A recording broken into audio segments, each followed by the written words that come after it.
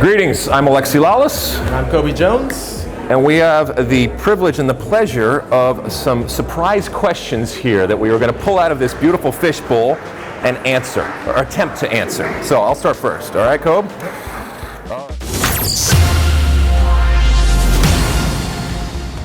First question is, the 1994 World Cup, which we both participated in, was important for the U.S. because I will say, first and foremost, it changed the trajectory of the sport in the country. For the first time, a lot of people were able to see soccer played at its highest level. Great players, great teams, great history, the colors, the fans, the music, the singing, the dancing, all of that kind of stuff. And for a lot of people, it was the first time they ever saw that, and it turned them on to a sport that we know and love. And it was done in the United States, so it literally changed the soccer culture in the United States. Piggybacking off of that, I would add that it allowed exponential growth of the sport, not only just with the attention that it gave to soccer, but it spurred the start of MLS. I'd like to think that that also helped with the Women's League eventually coming about. All that due to the success of the '94 World Cup that we had, and it showed that the United States could compete at the highest levels. I mean, we've got some pretty good results there. It was pretty good. It was pretty good. Pretty good. All right, pretty you good. go. All right, yep, all right. Swirl that around real quick. Yep. Don't want to cheat. Don't cheat. I pull two out. Am I cheating? Or is that one big one? Okay, here we go. Big one. There we go. Here we go. If I could go back to play soccer, I would love to participate in which game of ICC 2019? Oh, dude. Oh my goodness. Me personally, well, we both live in Los Angeles, right? Yes. So there's Dignity Health. Arsenal's playing there, I think. Yes. So that would be kind of cool. Yeah, the Arsenal game that's going to be right there at home. It's a quick drive for me, so that's perfect. And it's on the West Coast. I grew up on the West Coast. I was born in Detroit, rocked Detroit City for a little bit, and grew up on the West Coast. So anything on the West Coast, I love Dignity Health Sports Park and what it has become. And Arsenal, a legendary club, is coming out there. So I participate in that. Sounds good to me. The greatest joy that soccer ever gave me was, why don't you start?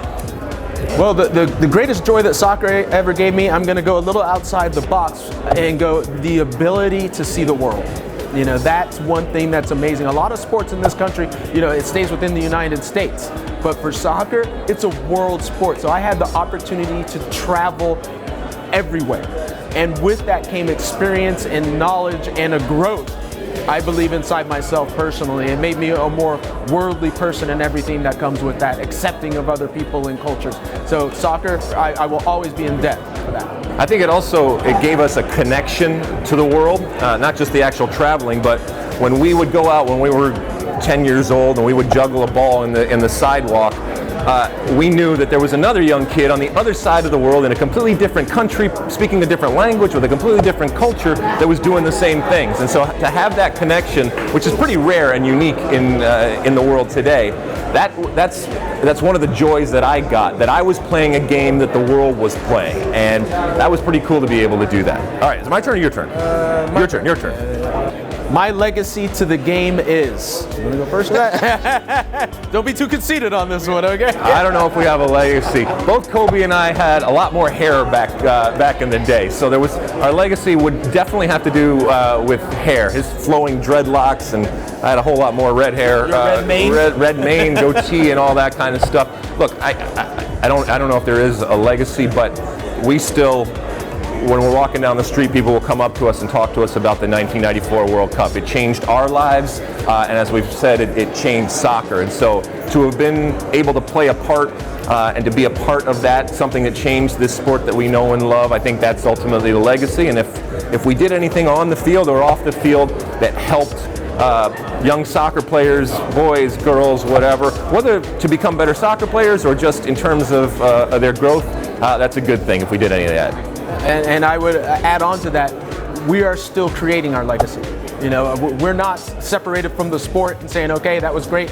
see you later. No, we still are involved to make sure that we can influence, some of the younger generation that's coming up, and hopefully in an extremely positive way to help us as a country, for men and women, get to their goals, and that's the important part of it, that we stay involved and tackle the issues that we deem important, and if we can help in that, fantastic. My all-time favorite 11 of American players throughout history is, well, I'll tell you right now, I'm not naming 11 players. yeah, straight up. But one of the players that stand out for me, maybe we can go back and forth with a couple of them. I'll go with Tab Ramos. I think he was one of the most talented players to ever play the game within the United States. So I have to give him credit.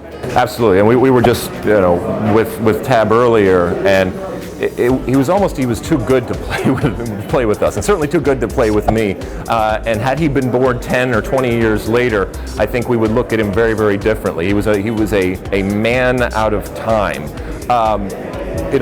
And I'm sitting next to Cobi Jones here, and for you kids out there that didn't have a chance to see Cobi Jones play, here's what he did. Soccer ultimately is a very simple game, and mastering those simple things is what makes it difficult. Cobi Jones understood exactly what he could do, and he certainly understood what he couldn't do, and he was the best, and he was world class at the things that he did well, which was getting the ball, either putting it in the back of the net or putting it on a platter for others. His speed, his shift of weight, his ability, especially when it got out wide, was something to behold, and it's too bad that generations now don't have the ability to see the likes of Cobi Jones and what he was able to do. So there's a couple of players that we talked about from the past, so we're not giving you full 11s, right? That's not happening. All right, let's move on. Choose 3 players that you have faced, the best 3 players that you have faced, or give it just 1 or 2, whatever. And why? Well, I mean, we played so many games. We've been against such talents. I mean, you could always put out the ones, like friendly matches where it's Zidane, is on the field. But I'm going to go with something like as direct matchup that I had over and over again. That was one of the biggest battles for me, and that was against the Mexican national team with I had Ramon Ramirez. He was the left back, I was the right midfielder, and it was basically track practice nonstop, running up and down. He would go, and I'd have to track him back. He'd get a cross in. It's like, okay, well, it's your turn now, and I would go, and he'd have to track me down. So it was a battle nonstop, a mutual respect, I would say, between the two of us and what we did, because there were multiple times over a period, I think, of like 6, 7, 8 years where we would play against each other, and we knew exactly what we were getting into. So for me, it will come to as a surprise to no one that I was never the most fleet of foot. I was never fast. So for me, it was much more difficult to mark smaller, low center of gravity, shift of weight type of players. So you're talking about players like Gianfranco Zola or Romario. Coming up against a Carlos Hermosillo or a Batistuta, that it's a lot more physical, I could deal with. But it's the small guys that just would run me ragged. So having to deal with a very small and agile and quick type of forward, that was always the most difficult thing. Last one, here we go, let's do this. Of the teams that will participate, hold on, wait, are you cheating? Are you cheating? Of the teams that will participate in the ICC, the one that best memories generates, one that generates the best memories for you. One that generates the best memories? Oh, I mean, you have iconic type of clubs that are there. Look, I love, and I talk about it all the time, I love super clubs. I love clubs that spend a ridiculous amount of money, that have a wonderful history. I love clubs that have as many people that hate them as love them. And when you're talking about the ICC tournament this summer, you're going to have all of the big elite super clubs out there. So I don't think you can go wrong whether you're watching an Arsenal or whether you're watching a Manchester United, whether you're watching a Juventus, whether you're watching a Bayern Munich, whoever you're ended up at Real Madrid. These types of teams, I don't think you can go wrong this summer. It's fun to see them play. It's fun to get up close. These teams that you see most of the time on your television, to be able to see them in your own backyard is a pretty cool thing. Yeah, this is an opportunity to see something special. You get to see the top talent from around the world. I will give you a team because it still sticks in my mind. It's Manchester United when they won that treble.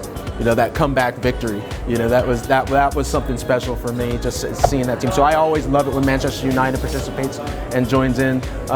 A lot of the time, they always come to LA. So I always give a little love there for them as well. They're kind of like the West Coast of England. There you go. All right, we've come to the end of the Fish Bowl, so we hope you've enjoyed it, and we'll see you out there this summer at all the games.